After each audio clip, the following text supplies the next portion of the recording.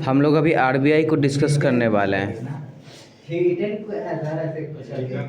इसमें हम लोग पूरे आरबीआई के इतिहास को समझेंगे। 1926 में है ना जी, तो हम जानने वाले हैं आरबीआई। आरबीआई की सबसे पहले बात करें, जो स्थापना हुई है 1965 वह हुई है 1926 में। कब हुई है? 1926 में। सुनिए तो पहले, आरबीआई की स्थापना जो हुई है 1926 में हिल्टन आयोग यंग कमीशन, क्या नाम था? हिल्टन यंग कमीशन हुई, उसके आधार पे हुई है। किस पर आधार पर हुई है? उसके रिपोर्ट के आधार पे हुई है। आपसे पूछेगा कि आरबीआई की स्थापना कैसे हुई है, तो आपको बताना है Hilton young commission, royal commission ने आरबीआई की स्थापना हेतु रिपोर्ट जारी किया था, और उस रिपोर्ट के आधार पे इस देश में आरबीआई की स्थापना हुई है। नाम याद रखना है, हिल्टन यंग कमीशन। क्या नाम है?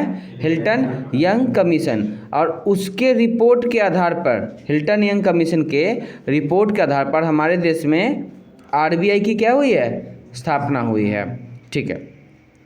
आरबीआई का पर्सनल कुछ एक्ट होता है, जैसे कि आरबीआई एक्ट 1934। क्या है? हाँ, एक अधिनियम पास हुआ जिसके तहत आरबीआई का देश में स्थापना किया गया। और जब शुरू में आरबीआई की स्थापना हुई थी तो वो एक निजी फर्म के तरह स्थापित हुई थी। देश में आरबीआई की जब स्थापना हुई थी, जब आरबीआई की हुई थी उस वक्त एसबीआई वगैरह नहीं था। ठीक है, याद रखिएगा। तो जब आरबीआई की स्थापना हुई 1 अप्रैल 1935, डेट अंडरलाइन मार लें। क्या डेट है? 1 अप्रैल 1935 को आरबीआई की स्थापना हुई थी, और वह एक निजी इकाई के रूप में 5 करोड़ की पूंजी के साथ हुई थी। उस वक्त 5 करोड़ बहुत पैसा था। अभी 5 करोड़ का कुछ वैल्यू नहीं है। 5 करोड़ रहेगा तो क्या बैंक खोल सकते हैं क्या? बैंक तो ग्रामीण बैंक तो खोल नहीं देगा। आरबीआई तो अलग बात है। अभी बोलेगा 100 करोड़ रखो, 200 करोड़ रखो, तब जाके बैंक खोलने के लिए प्रोसेस चालू करेगा आपके लिए, ऐसा बोलता है। तो आपसे पूछे कि आरबीआई की स्थापना करना चाहते हैं तो उसके लिए कौन सी समिति के गठन हुई थी, तो आपको बताना है यंग हिल्टन समिति। यह समिति है आरबीआई के लिए सिफारिशें लाई थी, और आरबीआई को स्थापना में इसके कारण ही है ना पूरा बल दिया गया। यही रिपोर्ट लाई कि देश में एक बैंक की स्थापना होनी चाहिए जो अन्य बैंकों को रेगुलेट करे, क्योंकि अगर रेगुलेशन नहीं होगा ना तो सारे बैंक मनमाने ढंग से चलेंगे। किसी का ब्याज कुछ और अपन मनमाना हो जाएगा। किसी अच्छा कस्टमर है पैसा वाला तो उसको ज़्यादा इंटरेस्ट लेंगे, या कम लेंगे, या कम पैसा वाला तो उसको ज़्यादा इंटरेस्ट लेंगे। कुछ भी फिक्स नहीं उनका होगा। आदमी बोलता है ना, जैसे दुकानदार कैसे होता है, चेहरा देख के रेट बताता है। कोई दुकानदार, आप चले जाओ किसी पूजा पाठ के स्थल पर या वैसे स्थल पर, तो जब तुम कार से उतरोगे तो नारियल की कीमत जो 110 रुपये है वो 150 रुपये बता देगा। अब साइकिल से जाओ तो जो नॉर्मल रेट है वही बताएगा। वो जानता है कि ये लोग व्यक्ति रेट जानता है और ये लोग नेचुरल रहेगा, मतलब जो रहता है वही रहेगा। लेकिन जो व्यक्ति नहीं जानता है, जो व्यक्ति नहीं जानता है वो इसमें नहीं ना शामिल होगा, वो पैसा देगा ही नहीं। ठीक है। जैसे आरबीआई में क्या हुआ, आरबीआई जैसे कार से जो व्यक्ति उतरा है उसको लेना देना नहीं होता है, 100 50 10 20 नहीं देखता, वो महंगा में भी खरीद लेता है, 150 रुपया, वो कम भी नहीं करवाता है। तो वही बात है। इसीलिए हाँ, इसीलिए जो है ना, इसीलिए एक बैंक की स्थापना की गई ताकि वो सारे बैंकों का रेगुलेशन कर सके, सारे बैंकों को सुधार सके, सारे बैंकों को उसकी स्थापना में मदद कर सके। तो वही है आपका हिल्टन यंग कमीशन। क्या बोलते हैं उसे? Hilton young commission. तो हिल्टन यंग कमीशन का क्या काम था? हिल्टन यंग कमीशन का काम था कि देश में आरबीआई की बैंक की स्थापना हेतु एक रिपोर्ट जारी करना। क्या करना? एक रिपोर्ट जारी करना। इसी रिपोर्ट के तहत हमारे देश में आरबीआई की स्थापना हुआ। आरबीआई का पर्सनल एक एक्ट है। क्या है? पर्सनल एक एक्ट है जिसके तहत आरबीआई की स्थापना हुई है। वो एक्ट 1934 है। 1 अप्रैल 1935 में इसकी स्थापना हुई है 5 करोड़ की पूंजी के साथ। कितने के साथ हुई है? और याद रखिएगा 1 जनवरी 1949 को इसका नेशनलाइजेशन हुआ। स्थापना होते के साथ इसने काम करना शुरू नहीं किया था, बस स्थापित हुई थी। फंक्शन करना कब चालू किया है? जब तक उसका नेशनलाइजेशन नहीं होगा तब तक वो ठीक से फंक्शन नहीं करेगी। इस बात को याद रखना है।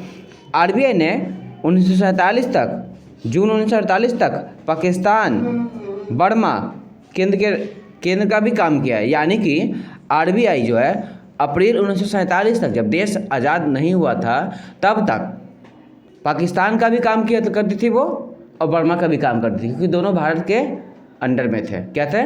दोनों भारत के अंडर में थे। बर्मा अभी म्यांमार को बोला जाता है अभी के हिसाब से।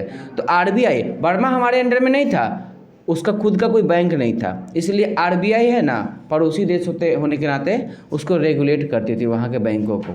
कौन करती थी? बउआ बहुत ज़्यादा लेट हुआ है तुमको आज। घर भेज देंगे, अच्छा लगेगा। बैठो शांति से, पहले अंदर बाहर नहीं रहो, अंदर आओ। एक सीमा होती है लेट होने की। आज नहीं आता, आज कुछ था क्या? कल बंद है इसीलिए आज आ गए। आज नहीं आने का मन था।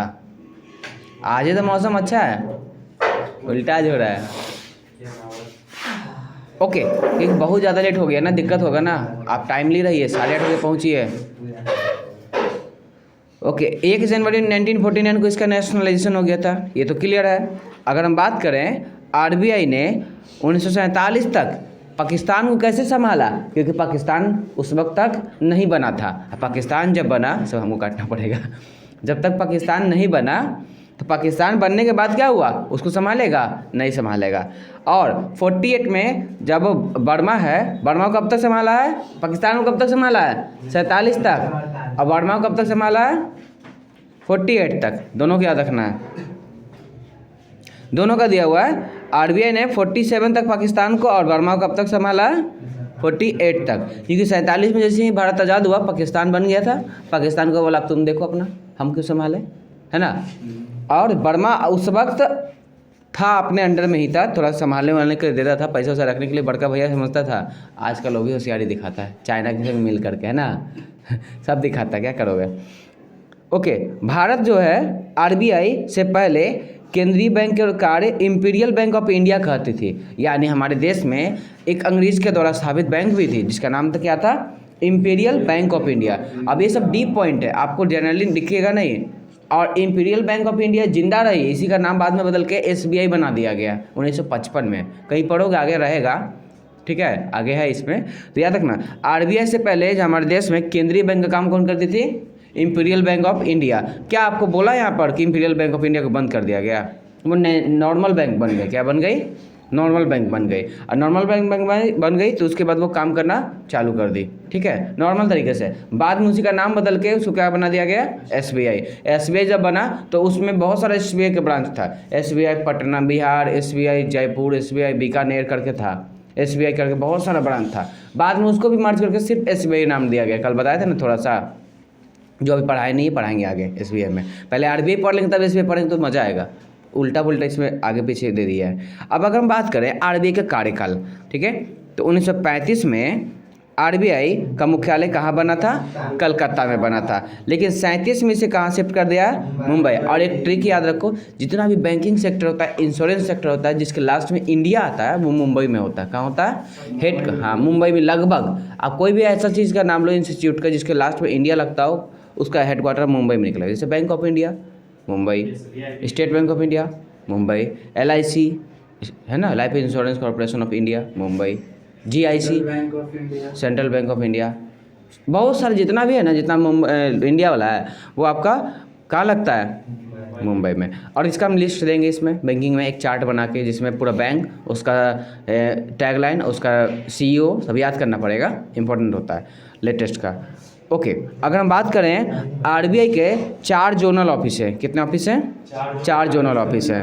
नाम क्या है इनका? नॉर्थ है तो नॉर्थ ऊपर में होगा, ऊपर में मेन जगह, अच्छा ऊपर में मेन जगह कौन है? दिल्ली है, दिल्ली होगा। साउथ नीचे में मेन जगह कौन है? चेन्नई, मेट्रो सिटी टाइप का है ना, चेन्नई। ईस्ट में कलकत्ता, ईस्ट में जाओगे, ईस्ट में कलकत्ता ही सबसे ज़्यादा मेट्रो वाला है, मेट्रो सिटी में ही इसका मुख्यालय है, याद रखिएगा। नॉर्मल बैंक तो है नहीं, हेड क्वार्टर है जी पूरे का। और वेस्ट में इसका मुंबई। चारों मेट्रो सिटी है और चारों जगह इसका हेड क्वार्टर है। तो आपसे पूछेगा कि आपका इसका आरबीआई का कितना जोन है? 4 जोन है। आपको कैसा 4 को का जोन होगा? चारों दिशाओं में है ना 4 जोन। अब वेस्ट कलकत्ता में जो उसके आसपास का पूरा एरिया संभालता है, जो चेन्नई में उसके आसपास का एरिया संभालता है, जो आपका नॉर्थ में, अब पटना को कौन संभालेगा? नॉर्थ, दिल्ली वाला संभालेगा, साउथ वाला थोड़ी आके संभालेगा, कलकत्ता वाला भी नहीं संभालता हम लोग को। तो यहाँ का आरबीआई को, इस बात को आपको दिमाग में फिट कर लेना है। आगे हम बात करें क्षेत्रीय कार्यालय भी इसकी होती है। ये तो मेन ऑफिस हो गया जोनल। जोनल हेड होता है, आपको सुने होंगे, जोनल हेड का नाम सुने होंगे, सबसे ऊपर होता है। सबसे ऊपर जोनल होता है। उसके बाद रीजनल ऑफिस होता है।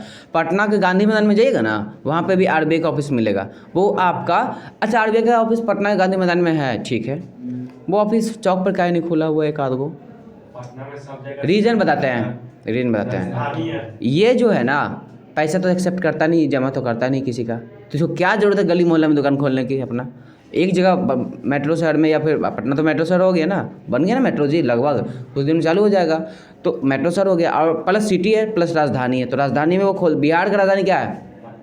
तो पूरा बिहार में जो आरबीआई का जो मेन होगा वो कहाँ होगा? यहीं होगा, यहीं होगा ना। बाकी पूरे बिहार में कहीं भी आरबीआई तुमको नहीं मिलेगा, पूरे बिहार में कहीं भी आरबीआई नहीं मिलेगा। आरबीआई नहीं मिलेगा, लेकिन एसबीआई मिल जाएगा, सेंट्रल बैंक मिल जाएगा, क्योंकि वो गली गली में खोल के वहाँ से पैसा कलेक्ट करता है। उसको रेगुलेट कौन करता है? आरबीआई। ऐसे आरबीआई कौन रेगुलेट करता है? दिल्ली वाला आरबीआई, ठीक है, क्योंकि सारा का सारा जो है जोनल पर डिपेंड करता है। क्षेत्रीय कार्यालय यानी कि इसका रीजनल ऑफिस होता है, छोटा छोटा इसका रीजनल ऑफिस होता है। जैसे हम बात करें कि 3 ट्रेनिंग कॉलेज है इसका। जब आरबीआई में आपका जॉब लगेगा ना, मान लीजिए कभी, तो आरबीआई में आपको ट्रेनिंग के लिए भेजेगा। जैसे 1 साल 2 साल पहले आया था आरबीआई ऑफिसर अटेंडेंट का, ठीक है, बट उसमें क्या था कि हम नहीं भर सकते थे। रीज़न पता है क्या? जो व्यक्ति ज़िंदगी में ग्रेजुएट कर लिया है वो नहीं भर सकता। पता नहीं ऐसा क्या क्या नियम निकालता है। जो पार्ट 1 में है वो भर देगा, पार्ट 2 वाला भी भर देगा, पार्ट 3 वाला भी भर देगा, लेकिन जो पास हो गया ग्रेजुएट नहीं भर सकता है। डिग्री ले लिया है वो नहीं भर सकता, जो एग्ज़ाम दे दे वो भी नहीं भर सकता। जो फेल हो गया, तो फेल हो गया वो तो भरवे करेगा, क्योंकि 10th पर था, बोला कि 10th पर निकालें तो सिर्फ 10th वाला हमको चाहिए ऑफिसर अटेंडेंट का। बहुत अफसोस हो रहा है कि इतना सारा वैकेंसी, 8000 वैकेंसी निकाला, भर नहीं सकते। सरकार का अलग अलग नियम कानून आते रहता है। अरे हायर क्वालिफिकेशन है तो भरना चाहिए, बट नहीं भरने दिया, तो क्या कर सकते हैं आप? ऐसा नहीं है, भरने देना चाहिए था। अभी निकाला है कौन सा? सेंट्रल बैंक ऑफ इंडिया, तो उसमें 400 वैकेंसी निकाला, 4 लाख फॉर्म भरा जा गया है।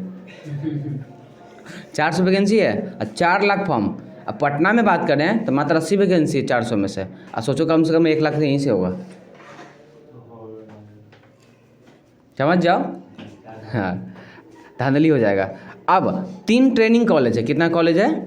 3 ट्रेनिंग कॉलेज है। एक है बैंकर्स ट्रेनिंग कॉलेज, कहाँ पर है? मुंबई। एक है reserve bank staff college, Chennai. उसके बाद कॉलेज ऑफ एग्रीकल्चरल बैंकिंग कहाँ है? पुणे। तो 3 इसका रीजनल ऑफिस है। आरबीआई का रीजनल ऑफिस कितना आपको पूछ लेगा, भी कोई बता देना है।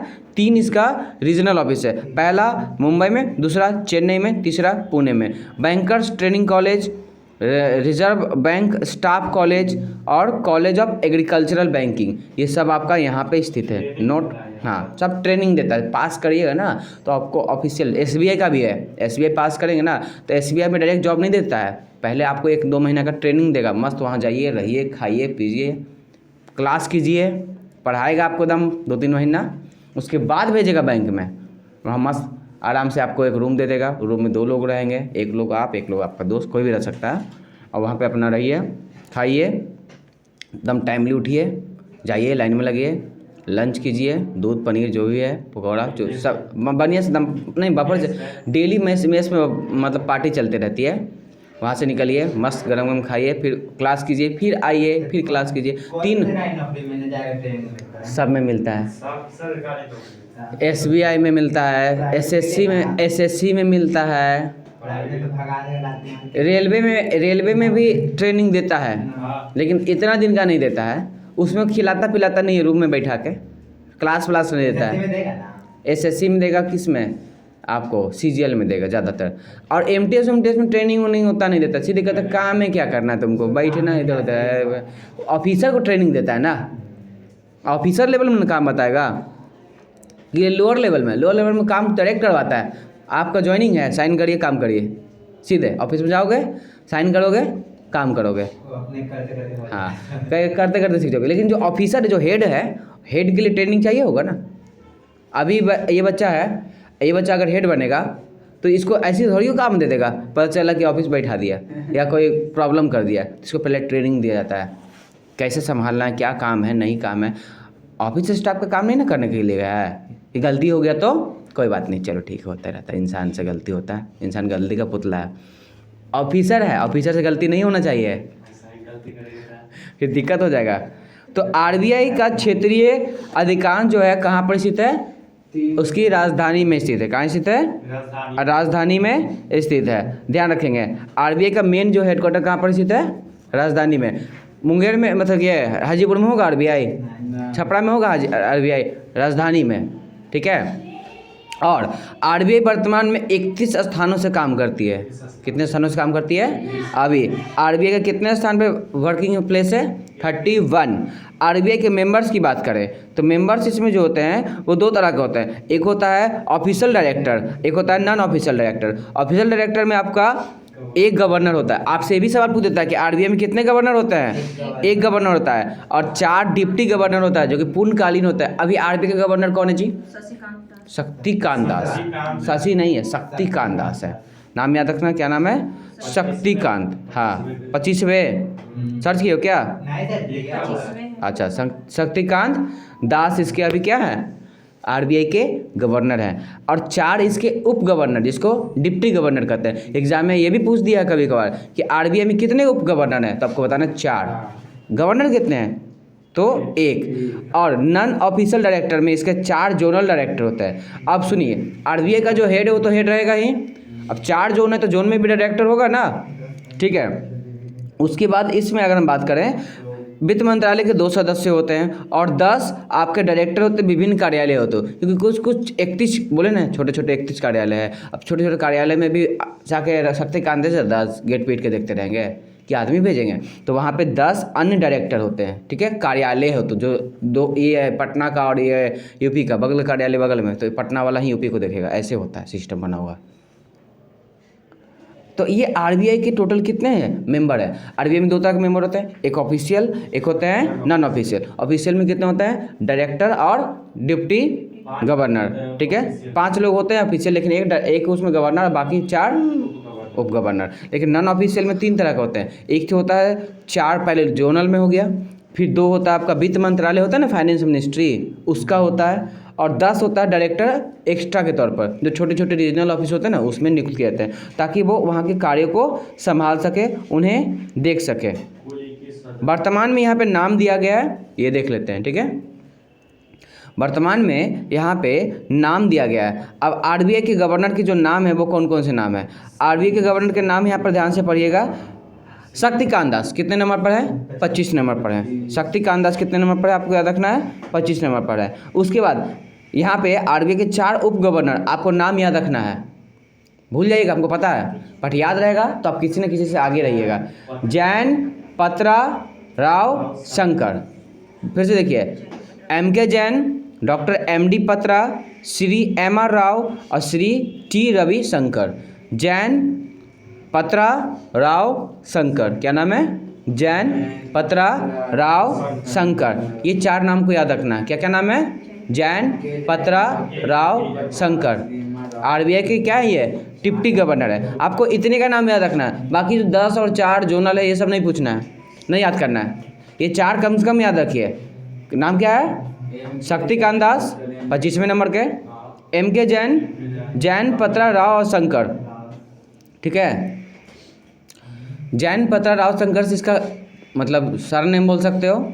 बाकी आपका MK जैन है, 2 दिन में अपने आप माइंड में बैठेगा धीरे धीरे। MK MD MR शॉर्ट में, और TR शॉर्ट में। MK में छोड़ो ना, MD डॉक्टर MD पटरा हो सकता है, नहीं MD नहीं होगा मुस्लिम, क्या कि MD जो होता है ना मुस्लिम वाला, उसमें लिखने का तरीका एक कैपिटल एक स्मॉल होता है, ये फुल फॉर्म है, ठीक है। मोहम्मद लिखाता है ना, वो अलग होता है, M बड़ा और D छोटा देकर डॉट होता है, ठीक है। जैसे डॉक्टर लिखा है ना वैसे ही। अब देखो MK MD MR TR, ठीक है। आप इसको बात को याद रखिएगा, क्या नाम है? MK MD MR और क्या है? TR। इन 4 नाम को आप याद रखिएगा, आपके माइंड में बैठा रहेगा, ध्यान रखेंगे। अब आरबीआई के गवर्नर कितने साल के लिए बनते हैं? 3 साल के लिए, ठीक है, नियुक्त किए जाते हैं। पहले ये था 5 साल, कितना था? अब कितना हो गया? 3 साल। और मैक्सिमम 65 साल, यानी कोई व्यक्ति अगर 60 साल में बना है तो मैक्सिमम कितने साल तक बैठ सकता है वो? 65 तक। ठीक है, लेकिन अब कितना तक बैठेगा, 63 तक। हम ये शेख हसीना का नाम सुने हो, कल पढ़ रहे थे, शेख हसीना का नाम सुने आप लोग, नहीं सुने आप? शेख नहीं, हसीना ये बंगाल की नहीं है, बंगाल तो भारत में है, ममता बनर्जी वाला है। शेख हसीना पश्चिम बंगाल नहीं, बांग्लादेश, बांग्लादेश की महिला प्रधानमंत्री, और सबसे अभी महिला में बुजुर्ग है, 76 साल की है, 5 बार प्रधानमंत्री बनी है, 25 साल। अच्छा काम से इतना बना, पता नहीं, बुजुर्ग हैं, कितनी है, 76 साल की हैं, तो वो देश संभाल सकती हैं, लेकिन 65 साल का आदमी आरबीआई नहीं संभाल सकता है। पॉइंट है ना, वो देश संभाल सकती हैं, लेकिन 65 साल का आदमी, मोदी जी भी 71-72-73 साल के हो गए ना, अब तो आप लोग 60-65 साल में आपको रिटायर कर दिया जाएगा, मोदी जी रिटायर नहीं होने वाले हैं। थोड़ा सा और देख लेते हैं, ये वाला रो तक नीचे तनी से थोड़ा देख लीजिए, ठीक है। ओके, आरबीआई की जब स्थापना हुई थी फर्स्ट टाइम, कब हुई थी, डेट बताओ, नीचे नहीं देखना, डेट बताओ। 1 अप्रैल, देखो जुलाई में चले गए, 1 अप्रैल पढ़ के आई हो, 1935 को। कब हुई है, 135 तुम बताओ, सामने देख के। आरबीआई की जो स्थापना हुई है वो किस कमेटी के तहत हुई है, पढ़ के आई हो ना, बताओ।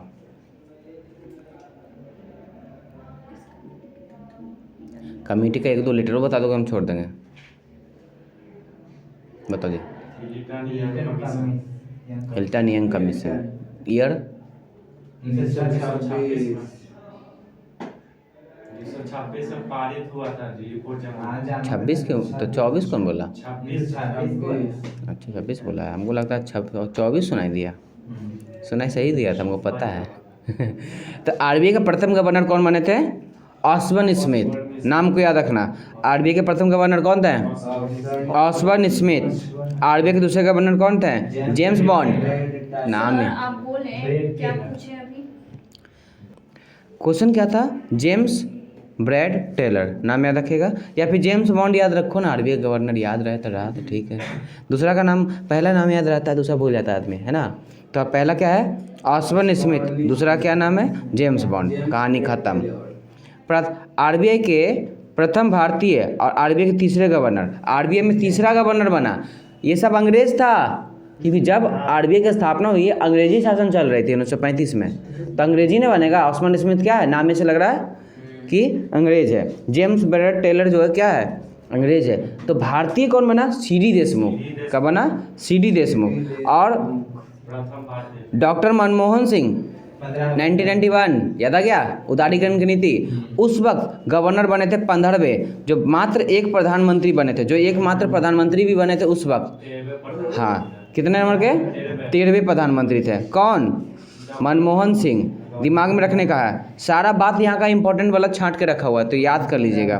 बंगाल रामाराव ने सबसे लंबे अवधि तक गवर्नर बने थे, कितने साल तक, 7 साल तक। आपसे पूछेगा, बंगाल रामाराव जो हैं 7 साल की अवधि तक आपके इसमें बने थे, ठीक है ना। अगर प्रथम महिला डिप्टी गवर्नर की बात करें तो केजे उदेसी, क्या नाम है, आज आप खाली सुन नहीं लो, कल याद भी रहना चाहिए इस नाम का, केजे उदेसी। ये सब क्वेश्चन इंपॉर्टेंट है, अच्छी है, याद है। तो अगर अन्य 2 महिलाओं की बात करें तो इसमें उषा थ्रोट, ठीक है, और गोपीनाथ है, साम्यला गोपीनाथ है। हाँ, ये सब आपको याद रखना है। आरबीआई का जो चिन्ह आप देखोगे पिक्चर, उस पे आपका टाइगर और पाम ट्री का बना रहता है, टाइगर नीचे चलते रहेगा, पाम ट्री ऊपर में रहता है, हम दिखाते हैं इमेज। आरबीआई का जो नोट छापता है ना, वो कितनी भाषाओं में छापता है, जो है आरबीआई के नोट के पीछे रहता है, यानी कोई भी नोट निकाल लीजिए, उसके पीछे में आपका 15 भाषा रहता है, पहले 14 रहता था, अब 15 कर दिया गया है, ठीक है। तो ये आरबीआई के बारे में कुछ जनरल नॉलेज थी, कुछ इन्फॉर्मेशन थी जो आपके दिमाग में मैंने बताया। ऑफिसेस और उसके गवर्नर्स के बारे में, उसके ऑफिसर्स के बारे में मैंने बताया। अभी आरबीआई में बहुत सारी सहायक कंपनियां हैं, डीआईसीजीसी है, आरबीईटी है, तो बहुत सारा इसमें सहायक कंपनियां हैं। तो आपने इसको भी पढ़ा होगा, मुझे लगता है, जहाँ तक आरबीआई के फंक्शन भी आपने पढ़े होंगे, ठीक है। आरबीआई के और भी बहुत सारे फंक्शन है, बहुत सारे कार्य, आपने उसको जरूर देखा होगा ना, तो उस पर चर्चा हम इसको पार्ट 2 में कर लेंगे, ठीक है।